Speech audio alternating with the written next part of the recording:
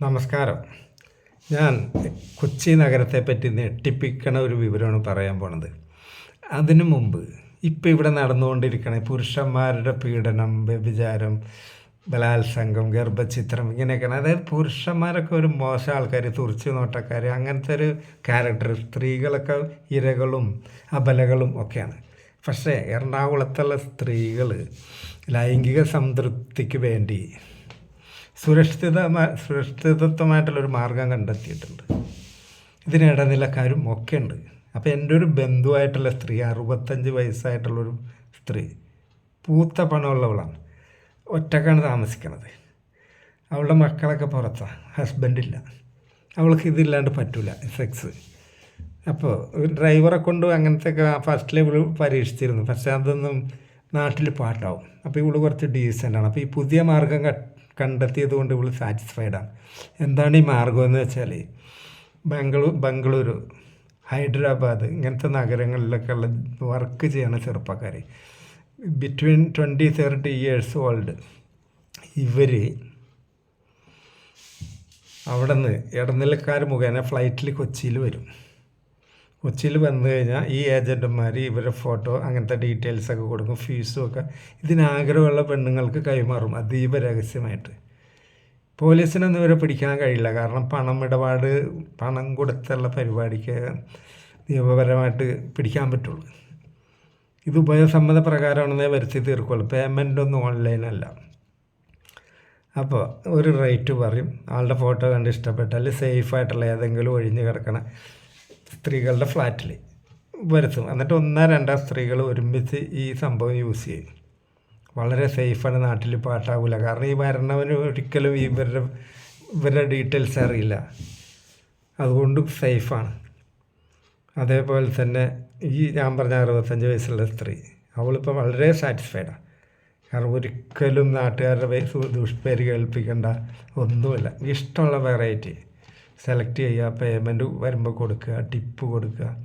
വരണവർക്കും സന്തോഷം. കാരണം ഒരു പ്രാവശ്യം ഫ്ലൈറ്റിൽ കൊച്ചിയിൽ നെടുമ്പാശ്ശേരിയിൽ വന്ന് ഇറങ്ങിയാൽ ഒരു 4 ദിവസമൊക്കെ സ്റ്റാമിന തീരണവരെയൊക്കെ, അല്ലെങ്കിൽ ഒരു ദിവസം റെസ്റ്റ് എടുത്തിട്ട് അടുത്ത ദിവസം വർക്കിന് ഇറങ്ങിയാൽ മതി.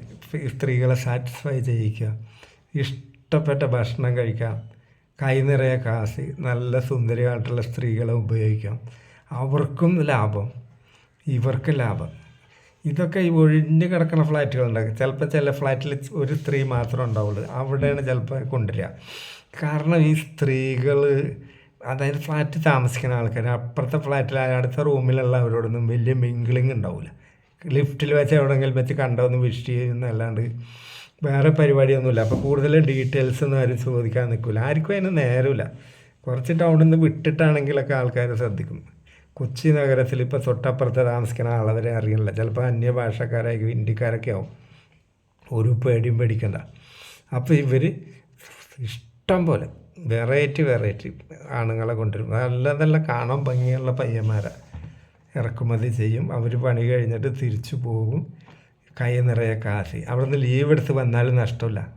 ഇവരും എൻജോയ് ചെയ്യുന്നുണ്ട്, 2 കൂട്ടരും എൻജോയ് ചെയ്യുന്നുണ്ട്.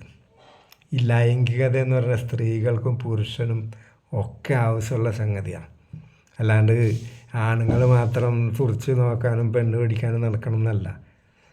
ധൈര്യവും പണവും ഒക്കെ ഒത്തു വന്നാൽ, ആഗ്രഹവും കൂടി ഒത്തു വന്നാൽ സ്ത്രീകൾ ഇതല്ല ഇതിൻ്റെ അപ്പുറവും ചെയ്യും. എന്നോട് എൻ്റെ കുടുംബക്കാരത്തെ ഫാമിലിപ്പെട്ടവൾ ഈ വിവരം പറഞ്ഞപ്പോൾ ഞാൻ ഞെട്ടിയില്ല. കാരണം എനിക്കിത് ആദ്യമേ അറിയും. പക്ഷേ ഇവളാണ് കുറച്ച് ഹാപ്പി. കാരണം ഇത്ര ഏജുണ്ടെങ്കിൽ ഇവൾ യോഗയൊക്കെ ചെയ്ത് ആ ഏജൊന്നും തോന്നില്ല, ഒരു 50 വയസ്സ് തോന്നിക്കോളൂ. അത്ര ഫിറ്റ് ബോഡിയാണ്. അപ്പോൾ അവൾക്ക് ഇത്തരം സ്റ്റാമിനുള്ള ചെക്കന്മാരെ ഭയങ്കര ഇഷ്ടമാണ്. കാരണം ആ ഏജുകാർക്ക് പ്രായം കുറഞ്ഞ ചെറുപ്പക്കാരെ ഇഷ്ടം. അപ്പോൾ ഒരു മനുഷ്യനെ അറിയില്ല, വളരെ സേഫാണ്, ആരോഗ്യവാന്മാരാണ്. കാര്യം കഴിഞ്ഞാൽ മറ്റുള്ള ഒരു ശല്യങ്ങളുമില്ല. കാരണം ഇവരുടെ ഡീറ്റെയിൽസ് ഒന്നും വരണവനറിയില്ല. അവൻ പണി കഴിഞ്ഞാൽ അവൻ പോയി, അവനും പിന്നെ ഇത് പബ്ലിസിറ്റി ചെയ്ത് നടക്കേണ്ട ആവശ്യമില്ല. പിന്നെ ഒരു മാസമൊക്കെ കഴിഞ്ഞൊരു ബ്രേക്ക് എടുത്തിട്ടൊക്കെയാണ് അവൻ വരിക. അപ്പം റൊട്ടേഷനിൽ ആൾ വന്നുകൊണ്ടിരിക്കുന്നുണ്ട്. ഒരു പ്രാവശ്യം പോയവൻ വരണത് പിന്നെ ഒരു മാസമൊക്കെ കഴിഞ്ഞിട്ടാണ്. അതായത് ഇഷ്ടം പോലെ ആൾക്കാരെ ഇടനിലക്കാർ മുഖേന ഇവിടെ ഇറക്കുന്നുണ്ട്. പേയ്മെൻറ്റൊക്കെ റെഡി ക്യാഷാണ്.